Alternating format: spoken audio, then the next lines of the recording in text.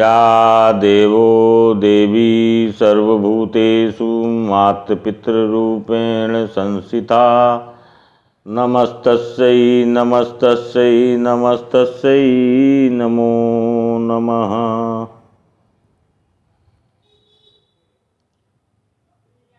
हम अध्यात्म चर्चा को फिर से जारी करते हुए पिछले समय में हमने चर्चा की कि अध्यात्म क्या है और यह जीवन में क्यों जरूरी है। तो जैसा कि चर्चा से स्पष्ट होगा कि अध्यात्म क्या है, अपने अंदर का अध्ययन ही अध्यात्म है। हम अपने स्वभाव का, अपने हम क्या चाहते हैं, अपने चित्त का और अपनी सोच का हम जो है निरीक्षण करें। और जिस दिन से आप निरीक्षण शुरू कर देंगे, आज 1 अक्टूबर है और मैं तो ये चाहूँगा कि 90 दिन की यात्रा आप मेरे साथ करें। निश्चित ही आपको इतना कुछ प्राप्त होगा कि जितना कि लोग बाग जो है पूरा जीवन तपस्या करते हैं, वो आपको 90 दिन में ही प्राप्त हो सकता है। लेकिन इसके लिए आपको मेरी कही हुई बातों का मनन करना है, चिंतन करना है, और अगर कोई संशय हो तो आप उस संशय का स्वयं से पहले निवारण करें। और अगर मान लीजिए आपके पास ऐसे शास्त्र वगैरह उपलब्ध नहीं हैं या जानकारी नहीं है, तो ऐसे समय में फिर आप जो है अपने संशय का ज़रूर निवारण करें। फिर आप हमें मैसेज वगैरह भी कर सकते हैं। हम आपके संशय के बारे में जो है किसी भी एपिसोड में कभी भी आप धैर्य रखिएगा, हम समय आने पर उसका निवारण कर देंगे। तो आज से ही आप अपना निरीक्षण करें, और निरीक्षण सबसे पहले जो है सुबह से करें। और आज से अगर आप जग रहे हैं तो समझिए कि वैसे भी कहा गया है कि जब जागो तभी सवेरा। तो ये समझिए कि आज से आप जगे और 90 दिन तक जगे रहेंगे। और इस जगे रहने के फिर आपके परिणाम जो है क्या हैं, ये इसका जो है कोई भी मापदंड जो होगा वो आप स्वयं होंगे, आप स्वयं निर्धारित करेंगे। और देखिए कि 90 दिन पहले आप क्या थे और आज आप क्या हैं। तो आज से सिर्फ जो है कुछ मेरे कहे हुए वचनों का, हालांकि मैं उनके लिए शास्त्रों का भी उदाहरण लूँगा, जो भी मैंने कहा है कि ये वेदोक्त है या नहीं है, या शास्त्रोक्त है नहीं है, और इसके सपोर्ट के लिए मैं कुछ शास्त्रों का सहारा लूँगा, ताकि आपके या उनके उदाहरणों का, ताकि आपके मानसिक रूप से आपके जितने भी संशय हैं, क्योंकि सबसे बड़े मनुष्य के दुश्मन संशय हैं। द्वंद्व के जितने भी परिणाम द्वंद्व होते हैं वो सिर्फ संशय के वश होते हैं। जब सत्य सामने होता है तो द्वंद्व होता ही नहीं। तो जैसा कि मैंने पिछले एपिसोड में कहा कि अधिकतर जो है जितने भी ज्ञानी पुरुष हुए हैं, जिन्होंने ज्ञान प्राप्त हुआ है, बहुत लोगों का तो लोगों को मालूम है, क्योंकि पुस्तकों में मिल जाता है, उनके शिष्य लोग लिख देते हैं। और बहुतों के शिष्य नहीं लिखते, या बहुत लोग जो है लोकेशणा नहीं चाहते हैं, क्योंकि बहुत सारे जो है जिन्होंने ज्ञान प्राप्त किया, ऐसे लोग मुझे अभी इसी जीवन में सौभाग्य प्राप्त हुआ है।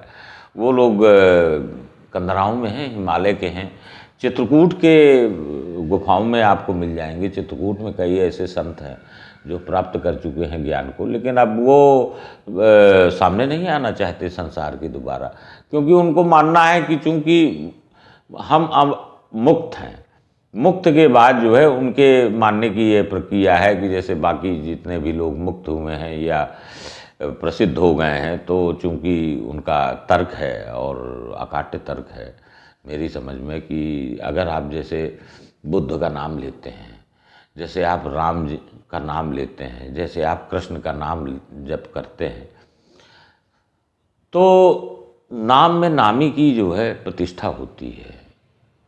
और जब आपका विश्वास भी है कि मैं उसे बुलाऊंगा वो तो आएगा, तो आना पड़ेगा। और जिसको जो परवश हो गया तो वो मुक्त हो ही नहीं सकता। सीधा सा कारण है उन्होंने जो दिए, मैं ऐसा कुछ नहीं कह रहा। ये थोड़ा आप भी जो है आत्मचिंतन करें मेरे साथ साथ। और मैं भी इसी तर्क में पहुंचा हूं कि नाम में नामी तो होता ही है, क्योंकि अगर आप जो है सो रहे हैं और आपको कोई किसी नाम से पुकारे, आप कोई मतलब नहीं। लेकिन अगर आप जागृत हैं और अगर आपका नाम कोई भी किसी भी दिशा से आ रहा है, तो एक बार आप घूम के तो देखते ही हैं। तो नाम में नामी बैठे होने का प्रत्यक्ष उदाहरण तो यही है। तो इसलिए आप सुबह से, मैं बीच बीच में बताता जाऊंगा कि आज से आप क्या प्रक्रिया करें, और बहुत ही सरल है। सबसे पहले तो सुबह उठे और ये ध्यान दें कि मैं श्वास कहाँ से ले रहा हूँ, शुरुआत यहाँ से कहें। इसे हम नाम देंगे सरल योग, जो भी श्वास की प्रक्रिया है। क्योंकि आपको जो है अगर कहीं जाना है यात्रा पे, तो सभी प्रकार के साधन चाहिए, और सभी जो भी साधन आपको हम करने को कहेंगे तो उसके बारे में थोड़ा बहुत इंट्रोडक्टरी जानकारी भी देंगे, जैसे कि प्राणवायु वगैरह के बारे में भी अंतर यात्रा में बहुत महत्व हो जाता है। और ऐसा किसी अन्य बायोलॉजी वगैरह में नहीं है, लेकिन चूंकि हमारे जो ज्ञानी जन हैं, आयुर्वेद में वेद की एक शाखा है, उसमें प्राणवायु को भी विभक्त किया गया है। और आगे विज्ञान पहुंचेगा, वहाँ भी पहुंचेगा, क्योंकि विज्ञान धीरे धीरे पहुंच रहा है, अभी संपूर्णता की ओर नहीं जा पा रहा है, लेकिन एक दिन जाएगा तो समझेगा। और वो ये भी कहेगा कि हाँ, शरीर में 72,000 नाड़ियों का अस्तित्व है, जो कि फिजिकली जो है उनको देखना संभव नहीं है, क्योंकि वो तरंगों के रूप में है। और उन तरंगों में अलग शक्ति है, उस शक्ति से ही जो है आप खड़े होते हैं, बैठते हैं, त्वरित प्रक्रिया होती है।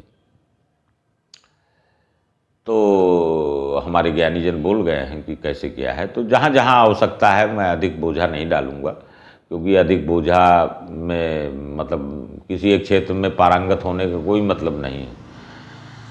ऐसा कहा गया है कि आप जो है अपने लक्ष्य तक अगर पहुंच रहे हैं तो लक्ष्य में ही पहुंचिए। बीच के शहर में आपको आनंद आ गया, मान लीजिए कुछ एक सिद्धियां मिली और मज़ा लेने लगे, तो आनंद में फिर माया जाल फिर घेर लेती है। इसी को कहा गया है, उपनिषद में कहते हैं कि हिरण्यमयन पात्रेण सत्यस्यापि हितम मुखम तत्वम पूषण पावरण सत्य धर्माय दृष्टि। प्रार्थना की जाती है कि ये जितनी भी माया जाल है, ये जो जितनी भी सोच से, स्वर्ण सोच से आपने जो है पात्र जो है ढक रखा है, तो कृपया इसको खोलिए और मुझे जो है अनुभूत कराइए। तो मेरे कहने का मतलब ये है कि आप सुबह से उठेंगे, ध्यान दीजिए और श्वास पे ध्यान देंगे। अगर श्वास आपकी कहीं से भी हो तो आप ठीक कर लीजिए, ना भी ध्यान आए आप नाभि से लेना शुरू करें। तो 10, 20, 30, 40, 50 जितनी भी हैं नॉर्मल, बहुत ज़्यादा ये नहीं, लेकिन श्वास नाभि से ही होनी चाहिए, मूलाधार से। ऐसा कहते हैं। आप पालथी मार के बैठिए बिस्तर पे और जितनी आपकी किए हों आप उतने सांस लीजिए। और इसके बाद जो है, या उठते ही माता पिता की चित्र आ जाए तो बहुत बढ़िया है, समझिए कि आप अच्छे राह में चल रहे हैं। और मेरे कहने का मतलब ये है कि नहीं तो इसके बाद जो है माता पिता को आप आंख बंद करके सचित्र उनका जो है स्मरण करें और प्रणाम करें।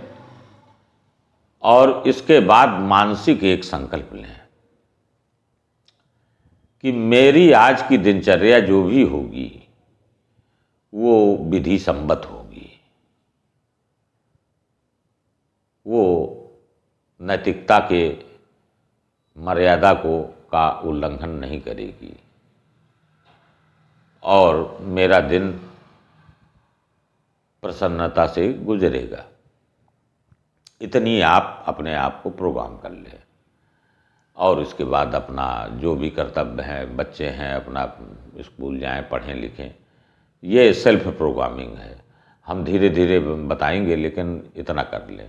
और दिन में स्नान करने के बाद आप जो भी अपनी दिनचर्या है, प्रार्थना वगैरह है, वो जो करते हों, उससे पहले आप ये कार्य शुरू करने के पहले अगर दीक्षा ले लेते हैं तो आपको और अधिक लाभ होगा। एक प्रतीक तंत्र है हमारे यहाँ, जो पौराणिक कथाओं में भी है, कि सभी देवता लोग इकट्ठा हुए, ये हुआ कि प्रथम पूज्य कौन होगा। सभी लोग जो है अपने अपने विमानों में जितने तेज गति के थे, और संपूर्ण ब्रह्मांड का जो है शर्त रखी गई कि जो घूम के आएगा वही प्रथम पूज्य होना चाहिए। सभी लोग गए, लेकिन गणेश जी ने हिले तक नहीं, और उन्होंने जो है अपने माता पिता की परिक्रमा कर ली और उनको प्रणाम कर लिया। जब बाद में सभी देवता लोग आए और गणेश जी को घोषित कर दिया गया पूज्य, तो लोगों ने पूछा कि गणेश जी तो कहीं गए ही नहीं। तो तर्क ये दिया गया उनको कि पूरा ब्रह्मांड तो माता पिता के अंदर है, और गणेश जी ने सबसे जल्दी परिक्रमा कर ली। तो सबसे पहले मैं कहूँगा कि आपने जिन गुरुओं से दीक्षा ली होगी, लीजिए, लेकिन प्रथम गुरु माता और पिता ही होते हैं। माँ ही है जो आपको असली गुरु है। गु माने अंधकार, रू माने प्रकाश, अंधकार से प्रकाश। आप इसके पहले अंधकार में थे, कोई नहीं जानता था आपको। आपको प्रकाश में लाने वाली, प्रकाशित करने वाली आपकी माँ है, और आपका पोषण करने वाला आपका पिता है, सुरक्षा प्रदान करने वाला पिता है। और जब भी जीवन भर आपको जो औरा मंडल बनेगा वो पिता द्वारा सुरक्षित रहेगा। अंदर का औरा मंडल, आपका शरीर, आपकी आंत, आपकी किडनी, ये सब जो है, जितना भी अंदर का औरा मंडल है, उसकी सुरक्षा माँ करती है।